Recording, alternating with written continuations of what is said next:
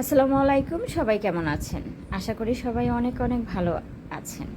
তো আজকে একদমই অন্যরকম একটি ভিডিও নিয়ে চলে আসলাম আপনাদের সাথে শেয়ার করার জন্য। আজকে হচ্ছে কচুর শাক রান্না করেছি। কচু আর কি, শাক না, কচুটা রান্না করেছি। তো ২-১ দিন আপনার দেখবেন মাংস খাওয়ার পরে আর ইচ্ছে করে না আপনার খাবারটা খেতে, মাংস মাছ খেতে ইচ্ছে করে না, মনে হয় একটু শাকসবজি হলে খুবই ভালো লাগে খেতে। তো যাই হোক, আজকে আমি কচু রান্না করেছি। এটা কিভাবে প্রথম থেকে শেষ পর্যন্ত অবশ্যই দেখবেন। আজকে আমি বাগার দিয়েছিলাম এটা। তো এটা কিভাবে প্রথমত রান্না করেছি, প্রথম আমি এটা ধুয়ে পরিষ্কার করে নিয়েছি। এরপর আপনার শুধু একটা প্যানে আমি এটা বসিয়ে দিয়েছি সামান্য হলুদ এবং লবণ দিয়ে। সবসময়ের জন্য আমি বাগারটা এভাবেই দেই।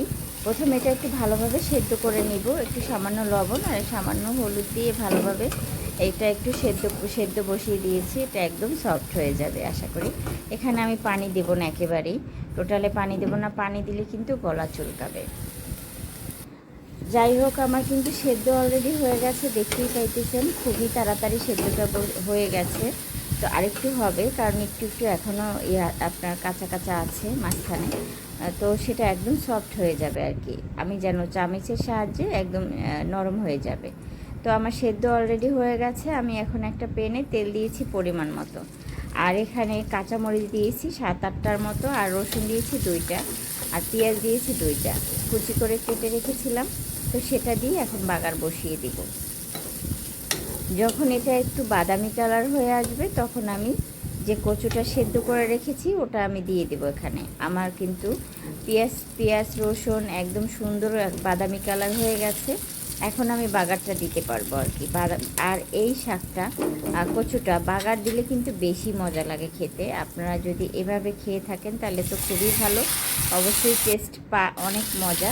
যাই হোক, আমি কিন্তু বাগার দিলাম। আর রসুনের যে একটা ঘ্রাণ আছে না, খুবই মজা লাগে খেতে। যাই হোক, আমরা 2-3 দিন পর্যন্ত 2 দিন পর্যন্ত শুধু মাংসই খেয়ে যাচ্ছিলাম। তো আজকে চিন্তা করলাম কিছু একটা রান্না করি যেটা দিয়ে আসলে পেট ভরে ভাত খাওয়া যাবে। তো সেই জন্য কচু রান্না করলাম, আর কচু বাগার দিলাম। ভীষণ মজা হয়েছে খেতে, খুবই মজা হয়েছে। আর আসলেই পেট ভরে ভাত খাওয়া যায়, এরকম একটা খাবার হলে আর কিছুই দরকার হয় না। তো যাই হোক, এই খাবারটা আমার কাছে তো অসাধারণ লেগেছে। আপনাদের কাছে খাবারটা পছন্দ কিনা অবশ্যই জানাবেন কমেন্ট করে। তো আমার রান্নাটা কিন্তু হয়ে গেছে, দেখতেই পাইতেছেন। আমি একটা প্লেটে ঢেলে নিয়েছি, ঢেলে আপনাদের দেখানোর ট্রাই করলাম। আর আমার মেয়েকেও খেতে দিয়েছি। ও মজা করে খাবে, অবশ্যই ওর কাছে ভালো লাগবে খেতে। মাংস টাংস যাই ছিল কিছুই নেয় নাই, কারণ বললাম না 2 দিন পর্যন্ত খাইতেছে, তো ইচ্ছে করে না মাংস মাছ এগুলো ভালো লাগে না, একটু অন্যরকম খাবার হলে ভালো লাগবে। তো সেই জন্যই আর কি এটা রান্না করা। তো ওটা দিয়েই আসলে ও পেট ভরে ভাত খেয়েছে। ওর কাছে অনেক অনেক মজা লেগেছে এই খাবারটা, আর আমাদের সবারই ভালো লেগেছে যেহেতু আমি রান্না করেছি। আমরা সবাই মিলে একসাথে খেয়ে